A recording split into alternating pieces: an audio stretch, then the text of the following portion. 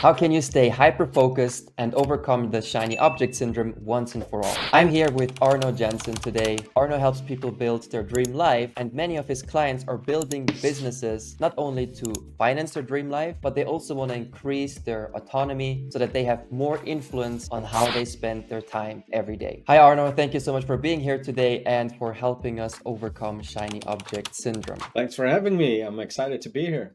Although that's a lot of weight to put on my shoulders, overcome shiny object syndrome. Yeah, it is a big struggle, right? So before we dive in, what is the price that solopreneurs pay if they don't make a commitment to improving their focus? I think the commitment to improving your focus is maybe not the goal in and of itself, but to understand that having long-term focus is important to achieve what you want to achieve over a long period of time. I think that's the most important thing. And if you don't do that, you run the risk of turning long-term goals into never-term goals, because you want to achieve something, you'll have a direction or a vision, and that requires effort over a long period of time. And if you're able to direct your focus and attention to those things that need to happen, then you'll make progress in that direction a lot easier, I think. But as a solopreneur, I think what's really different there is that a lot of us spend a time behind our computers alone. There's no support system like you have in an office, for example. Even if you're not focused, if you don't do a lot, there's a lot of people around you which make you feel you have to do something, or you're being pulled into work or tasks or meetings, whether those are good or not, no judgment. But if you're behind your computer alone, it's really up to you to come up with ways to know yourself better over time, how you focus and what you want to focus or need to focus on. I think that's the most important thing.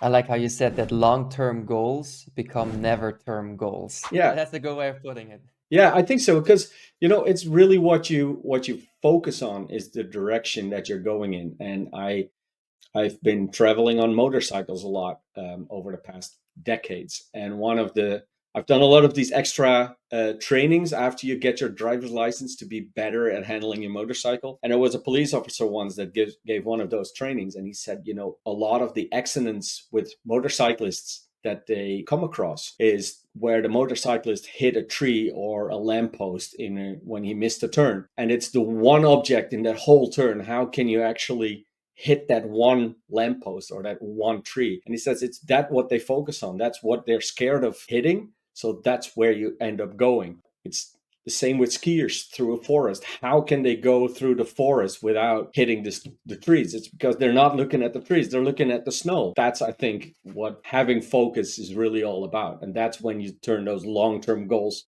into something that may be achievable in time. No guarantee that you'll actually get there, but at least you won't be where you are now, and you won't be hitting all the things that you're scared of, hopefully. You won't be hitting all the trees on the way down, right?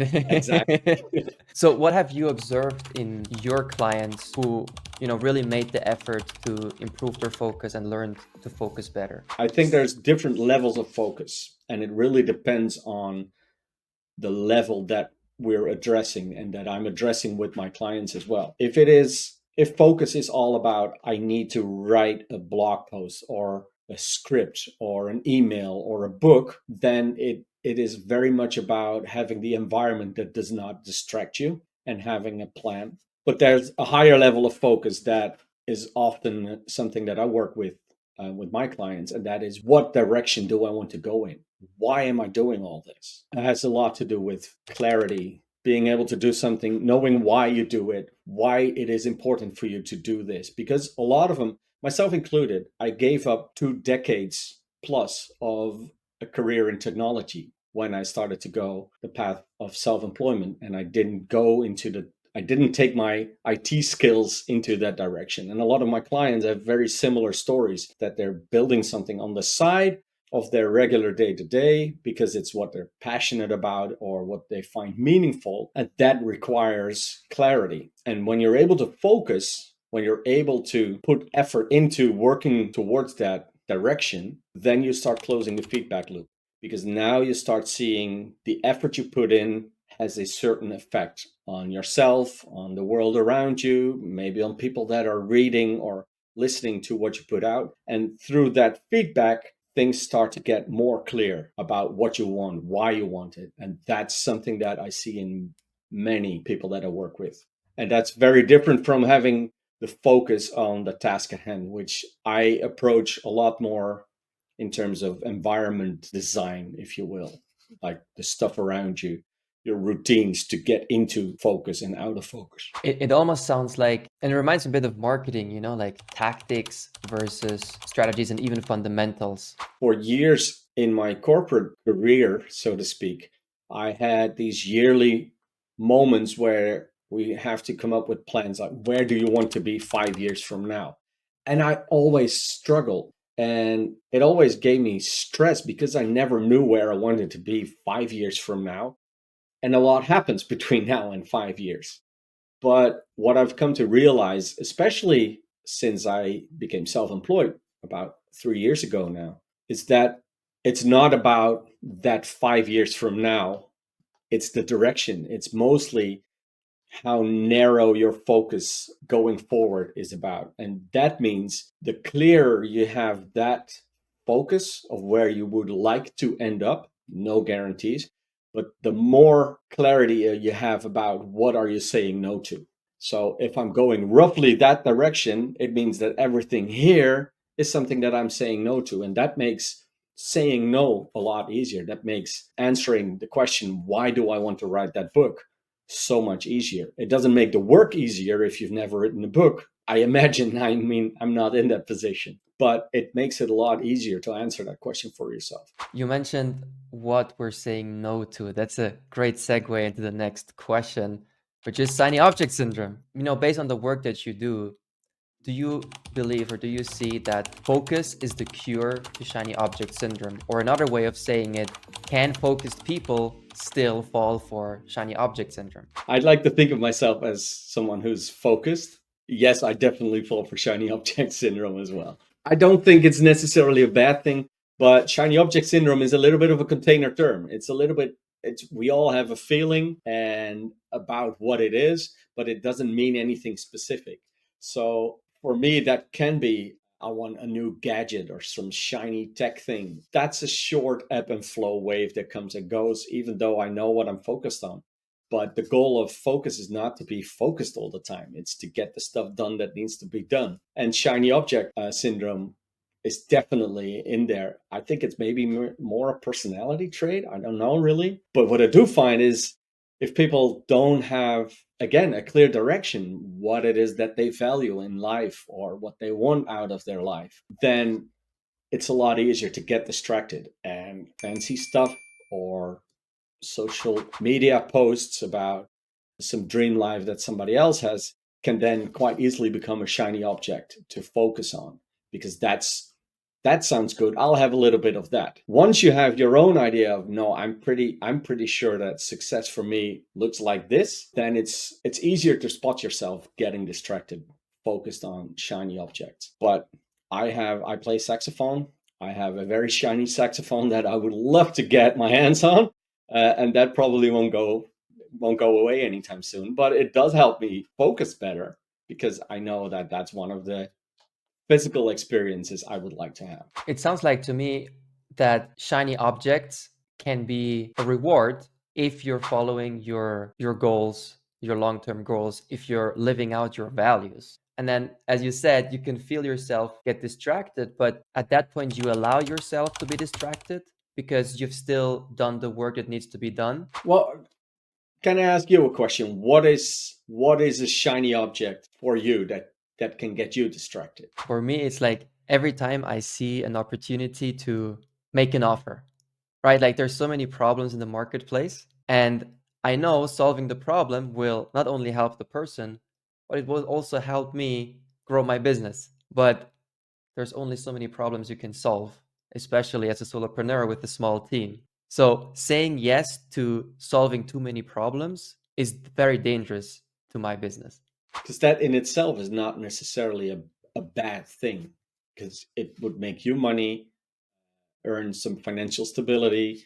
It would help someone else solve a problem they're having, but it doesn't align with your long-term goals. It means that you're aware that you're saying no to writing another chapter for your book, for example. And I think that's worth understanding about, at least the way I look at shiny object syndrome. It's not all bad, but it's a choice that you make, preferably deliberately. But the shiny object syndrome can also, for me as well, it's often it's business ideas. Wow, what if I could do this? And it usually matches and mixes some interest I'm having at that moment with the lens of my long-term focus, and it stays a shiny object syndrome if I only keep fantasizing about it. And I think that's where shiny object syndrome is not. It's not about curing it or distractions in general. It's about catching yourself being distracted and then knowing yourself well enough over time how to deal with that specific situation. Would you agree that what makes shiny objects so difficult and dangerous is because they always look like great ideas? So I have to say no to a bunch of things that would actually be really, really awesome. Yeah, I think it's more nuanced than that even, because a lot of the shiny objects are specific enough that they will align with your vision, but they're vague enough that it's very hard to act on. So what I come across a lot on Twitter is that I want to be able to do whatever I want with whoever I want for as long as I want. Basically, it's a get out of jail card. Who doesn't want that, right? Isn't that the ultimate luxury? I have enough friends, money, time, environment to do whatever I want. If you don't have that clarity of what that means to you, then making that your vision, as vague as it is a great idea to get fired up. But as soon as you hit a bump in the road, it doesn't provide enough substance, enough specificity to keep you on that direction that you want it. I just want everything whenever I want it. So making it specific, for some people, it's being able to go travel and work, combine it at the same time, and travel the winter months to a warmer space, a warmer place. So be able to work from there. Or I don't know, travel the world and not work, or being able to spend days with your kids. When that's for me, that's a very big one now. But as soon as I hit a bump and I don't have that clarity, then I'm either going to be misaligned with my efforts. So my direction is off and I allow myself to be distracted or just sit down, and especially if there's no immediate financial reason to get your work back together, so to speak. Does that make sense? Yeah, that makes total sense. And I really like your description of vague versus specific shiny objects, right? Because you're absolutely right, where something sounds really good, something sounds awesome, and we're like, oh yeah, I should be doing that, right? But then that's usually a vague description. Whereas making it specific, either it makes this shiny object more appealing because now we see, oh my God, I can actually do this, right? And it aligns with what I want to do and it fits in perfectly. At that point, it's a good thing, right? It's something that our curiosity discovered. Or as we have to make it specific, we discover, that's not exactly what I wanted, right? The shiny objects that we fantasize about are the big dreams. And it's so easy to dream big for most of us. But then how do you break it down? What's the first small step you can do to get focus on that shiny thing and to close that feedback loop, right? To get some feedback. Hang on, is this really what I want? Is this really as great an idea? And then some ideas just need a long, sustained effort in order for them to pay off. And some just quickly resonate back that this was not a great idea. Talking about focus, what would you say is an average level of focus? And what is an above average level of focus? Or can we even measure our own level of focus and, self-evaluate where we stand? That's a good question. I don't know what the unit of measure is for focus. So I don't think it makes a lot of sense to answer it that way. But your last perspective on it, I think, is where I get a lot of value out of it, and my clients do as well. And that's self-reflection. A lot of productivity advice online is about peak productivity, peak focus, getting as much done all the time. And it really isn't about that, I think. It's about being effective in what you do and efficient. And that you can only see that in hindsight. And effective is, do you do the right things? Do you do the right things to get in that direction? And efficiency is about doing things right. And both of those you can only determine once you've actually done them, to see, look back and think, okay, that was efficient or effective. So a form of self-reflection, regular self-reflection, is very powerful. And that can be journaling or weekly reviews. And it doesn't only apply to business. I think a lot of the solopreneur movement is about lifestyle business, where it's not, the goal is not to make a lot of money or build an empire necessarily. It's about fueling the lifestyle that you want now and in the future. So having regular check-ins with yourself to say, hey, am I on the right track?